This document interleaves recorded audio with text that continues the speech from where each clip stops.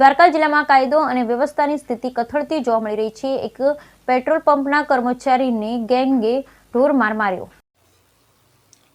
દ્વારકા જિલ્લામાં કાયદો અને વ્યવસ્થાની કથળતી સ્થિતિ। દ્વારકા ખંભાળિયા નેશનલ હાઈવે પર આવેલ પેટ્રોલ પંપ પર માથાભારે શખ્સોએ મચાવ્યો આતંક। મફત પેટ્રોલ ભરી આપ તેમ કહી પેટ્રોલ પંપ કર્મચારી સાથે ધોકા પાઇપ વડે મારામારી। પેટ્રોલ પંપ કર્મી પાસે રહેલા હિસાબના રૂપિયા પણ છીનવી ગયા માથાભારે શખ્સો।